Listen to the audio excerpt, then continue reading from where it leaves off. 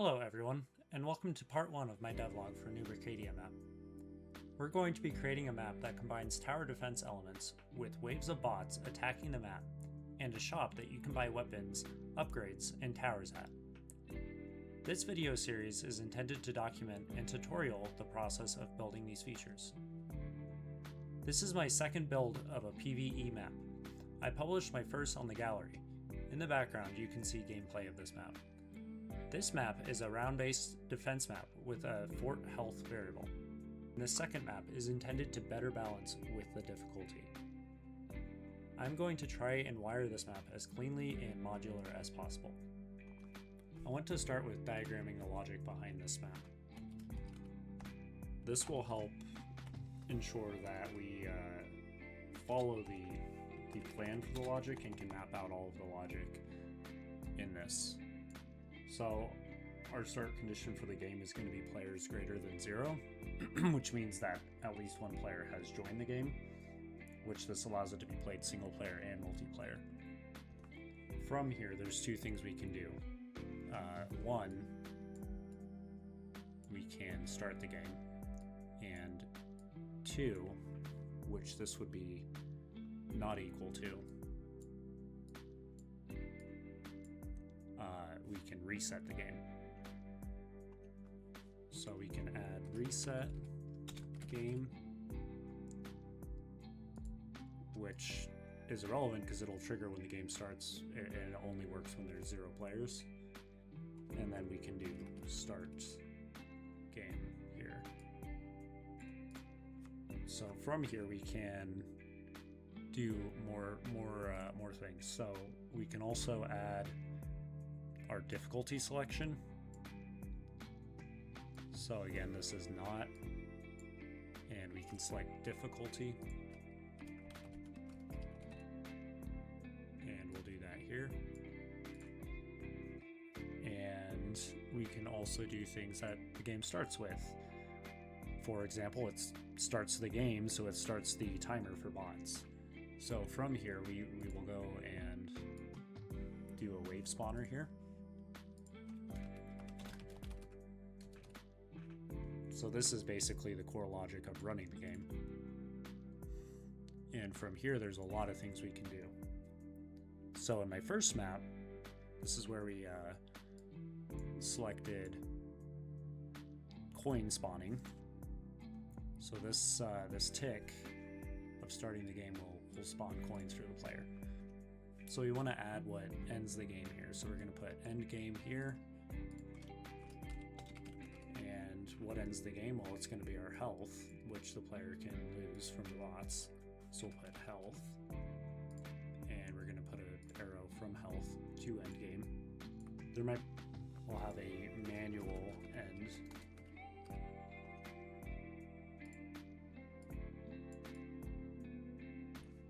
And this is going to be our core game loop for the time being. We're going to add logic, but this effectively is what I did in V1. And we're going to add things like tower purchasing in here, which is active after start. To start this project, we're going to want a playable area. So we're going to make a platform up in the sky here. This will allow us to put logic on the bottom of the map and also potentially create traps that will serve as towers in this map. So this is going to serve kind of as our basis of this area. Now I want to create the wall that players or bots are attacking. And let's say we'll make it 10 wide, so we'll do 45. And we'll place the wall that bots attack into here. So we'll do maybe a 10 by 10. So we'll do red. Let's do translucent plastic. There we go. We're going to create multiple stages because I want this to be a wave game. So it'll slowly expand out, but we'll just start with, we'll say they spawn 100 blocks out here. Kind of in a straight line. And this will allow us to put tower spawns on the side. We need some way to determine if the game is running or not running. So we're going to basically just create let's say a spawn platform for players. Maybe we'll put the spawn room right above this lane so they can see. For the time being, we're just going to work on putting walls in here just so we can kind of box everything in at the moment. So we'll put some spawners up here now that we've got that kind of boxed in. Spaced out, I guess, like that. And we'll say make these green for the player team. Just makes it easier later in the map to know what we're doing. We're going to turn everything off on these, and we'll copy and paste that. So players will spawn here, and then eventually we'll put difficulty selector over here. Let's say like here we'll put a difficulty selector, and this can all be moved later if we need to, but hopefully not. Gonna put some item spawns here. So we'll click on item spawn, and then we have a pistol here. We're gonna do a few. We'll do a knife and some other kind of main weapon. Service rifle, let's try that. We can change these later if we need to. We're gonna make these have no collision. So what we're going to use this for now is just to be a teleport location that spawns the player in the map. So now we're going to come over here and place a entity teleport above the brick down there, and it'll spawn the player right above it.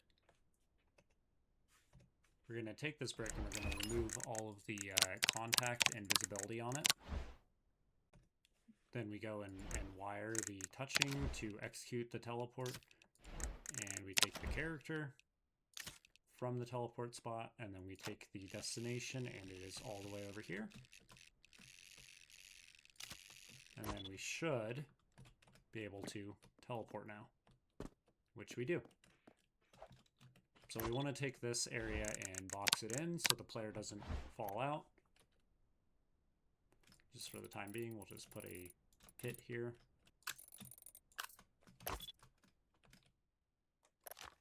And then once we box this in, we have a nice little spot for the player to fall into. Now up here, we're going to make a, again, non-visible item, and it's going to have a touch component. And that will serve to register every time a player spawns above it, as you can hear. Now this is going to be a counter for each player that spawns. And this will feed into our logic where we have players greater than 0.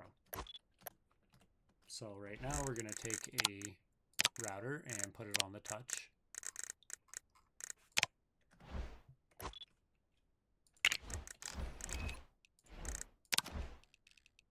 Come out here, and then we'll want our game logic probably under this spawn room, to be honest. Now we're going to want this to be a room that bots can fall into, so I think that's probably big enough. And then we'll just make this max size, and this can be our core game. We'll go ahead and make this and make sure this looks good with the size it'll be right now, which actually is probably fine there. We'll have collision off for team 4, which will be the bots, but the player runs into it. And this will also be another touch point that will serve for our health. So we'll just put a touch point down here.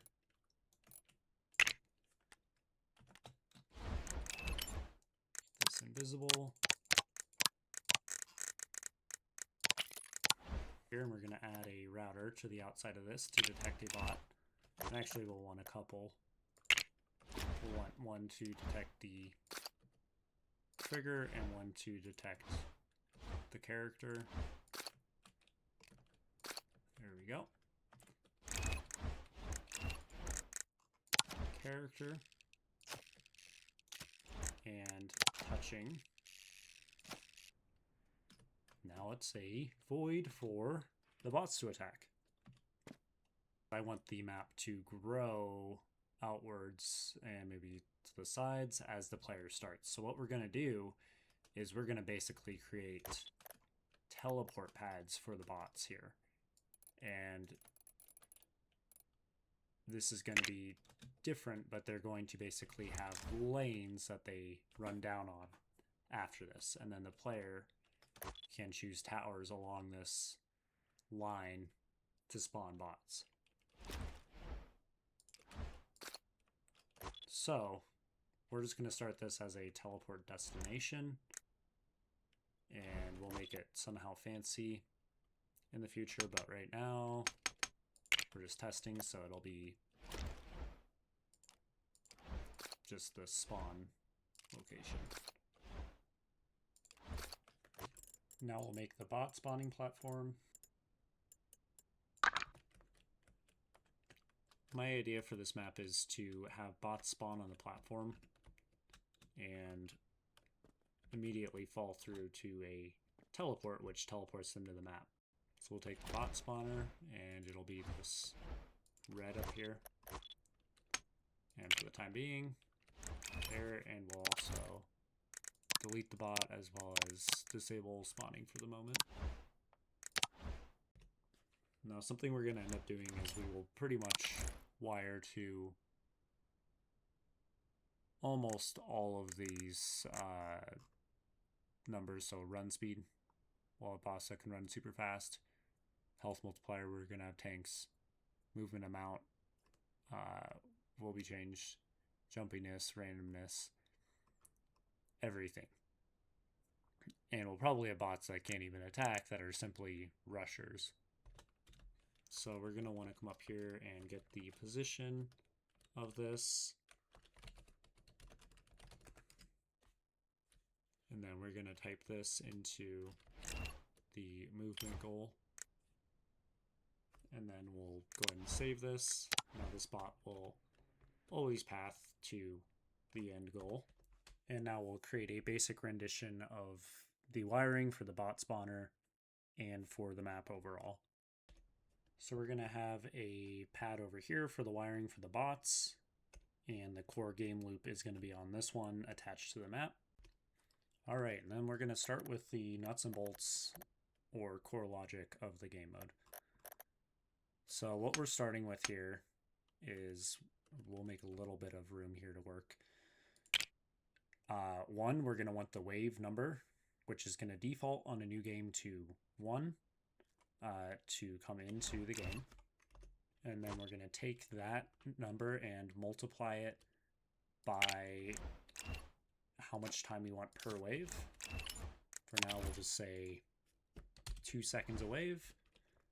And then we're going to add that value to a default number. Let's say 15 seconds. So wave 1 will have a total of 17 seconds. Wave 2 will be 19 seconds. So on and so forth. And then what we want to do is we're going to cap this value. We'll say, is this greater than or equal to the wave count here? So we're going to connect this. We'll set this to 60 seconds, so the max wave will be 60. And then we can see here we're comparing 15 seconds because wave 0 is not greater than or equal to 60.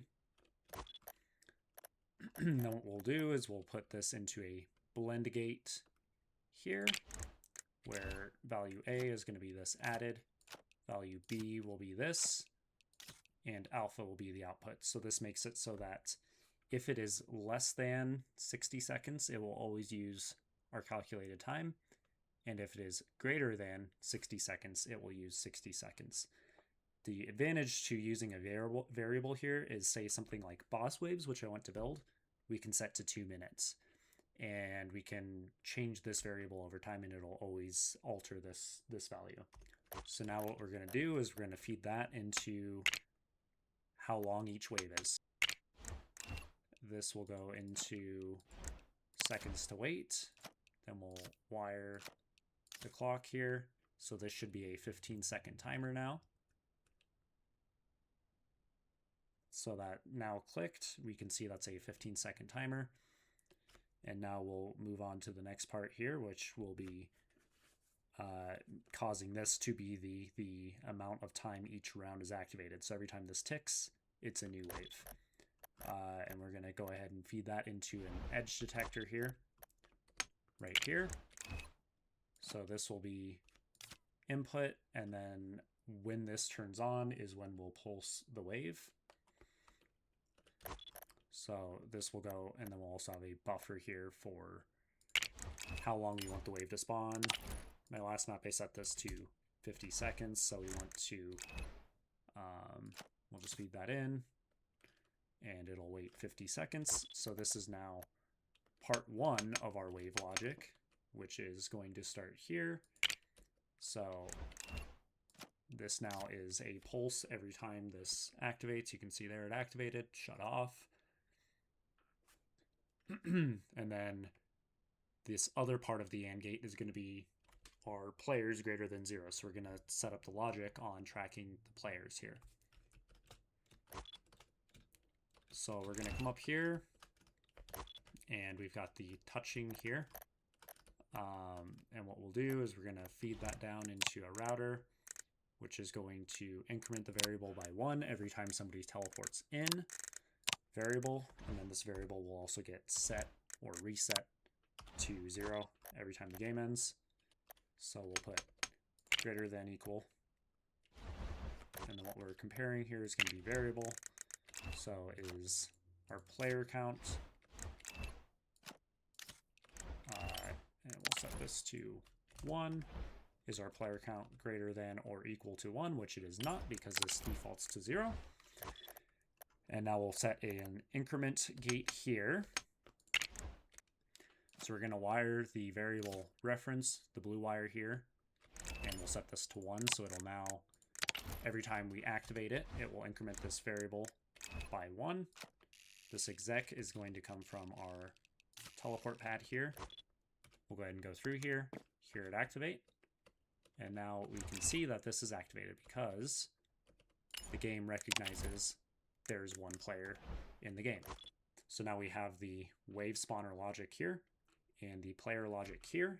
And this is going to be our wave spawn pulse. Okay. I made a mistake when I was writing out the logic for this. We're going to want to wire the health to restart the game, not the players, because otherwise we have an infinite loop. So we want to end when there's 0 health, which we will also add into tracking over here. So we'll add the health tracker, this touchpad here, and it's also going to be a variable. So we'll come over here. We'll name this one health. And then we'll go ahead and recognize this here to less than equal to 0.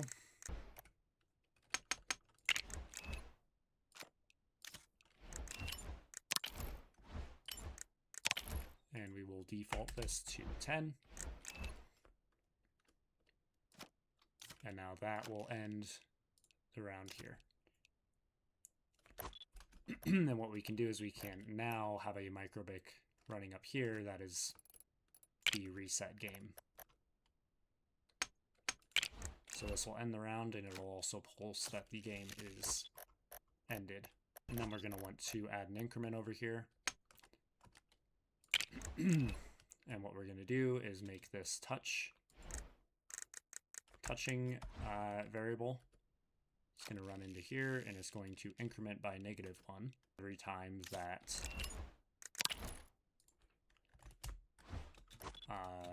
bot or character or anything runs into this. So we'll go ahead and come in here, hit that, and this variable should now be 9, as you can see. And what we're going to want to do is we'll go ahead and set a set variable here. So this variable will now be set to 10 every time that the round ends.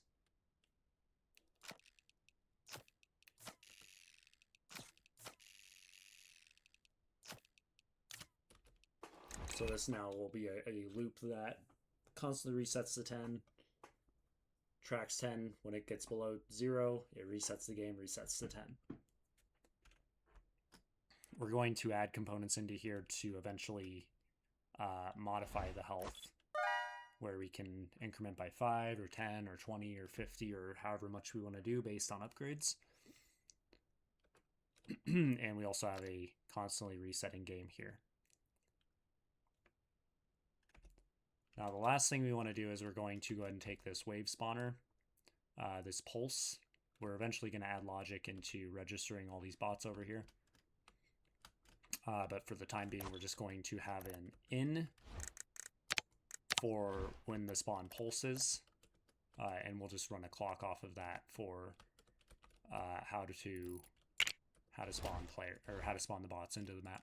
So what we're going to do here is we're going to want to add this spawner to delete all the bots so it'll clear the map, and then we'll also have a timer attached that runs about a couple seconds later that will respawn all the bots. And this will just ensure that they're either dead or they will respawn if they're in our end game location.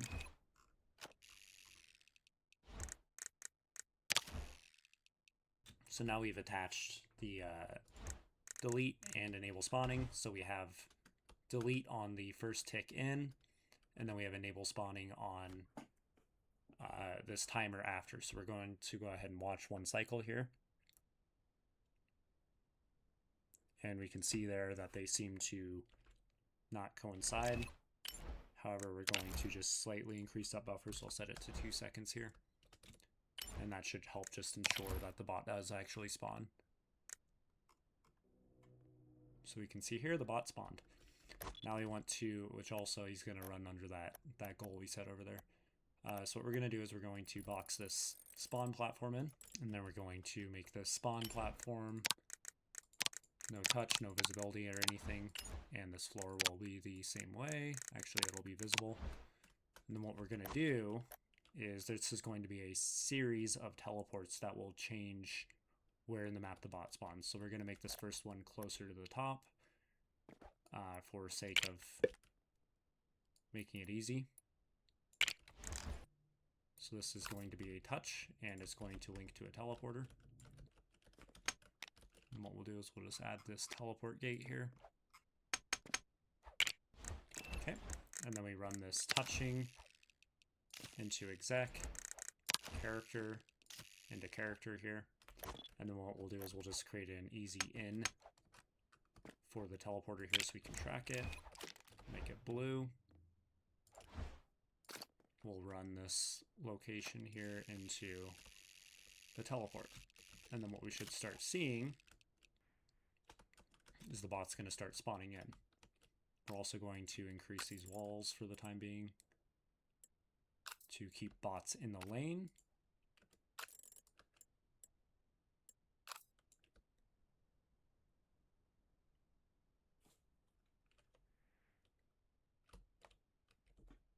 So we go to collision in the bot spawner here. Turn this to collision channel 4.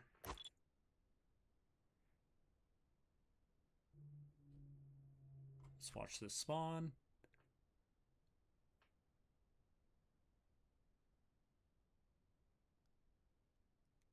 And the bot's now going in. We forgot to set up this teleport, so we're going to set that up right now. So what we're going to do is we're going to create a holding spot for the bots. We'll just make a box down here. And then we're just going to create a teleport location. Put this down here. And then we're going to run a teleport directly from this character here. We'll also make this execute on this. And the location goes here. So now we should have a fully set up bot runner. Bot goes there, teleports out. We'll watch this. So this spot now should end the game because there was 1 HP left. So the game should now be complete. Health's back at 10. We never set the player reset, so we're going to go back here. And we're going to do set variable. And then this variable of the players. And this will reset it to 0. So we connect the blue to the blue. And then this also will reset off of this red here. So we're just going to run a line in to trigger off of our reset.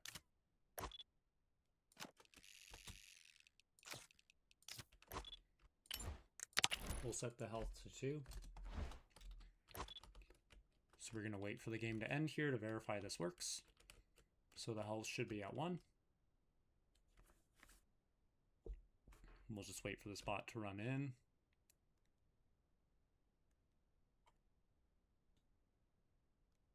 Okay, game should be done. Health should be back at 10. Players here should be at 0. So the game is now inactive. Now we're just going to go ahead and turn off collisions on this for everything except Team 4, since this is only existing for the bots. And we now have a functional 1 bot, 10 health minigame. We're going to go ahead and give him a weapon. We'll start with an AR. And then we're going to go ahead and set up the minigame really quick. We go in here and we select the PV game mode, which I have set up already. Run with infinite time. Team switching is not allowed. What we'll do is we'll set up some default bots to always fill the player or the bot team. We have the colors set already, so green for our spawn point, which we have as the player spawns. Red is going to be this top red, which we set for bots, so they'll always spawn on those red spawners. Bot respawn time can be low because it only pulses once for them to spawn. No multipliers here. Use team colored spawn for the red. Max bots, we want infinite bots. So we'll set this higher because we're probably going to run more bots in this map. No friendly damage, no self damage, all of this is fine. Start with nothing, that's fine. And then on the player team up here, team color spawn bricks green, shuffle bag user choice, max bots, which this will be towers, so we can also have max bots in green. No friendly damage. Something that I'm going to turn off here is self damage for explosives. And then pretty much everything else can be left. Really quick, we're going to set up a holding zone for extra bots, just to ensure the players always spawn on their correct team. We'll come in here and add some bot spawns. And we'll just, this is going to be the default number of players we allow, so we'll do 8 here. So this map can run up to 8 players. So we'll go ahead and join the minigame. We'll bug fix that later. Start the game now. So we'll pick up our items, which you can see we missed them, but the bot should start spawning.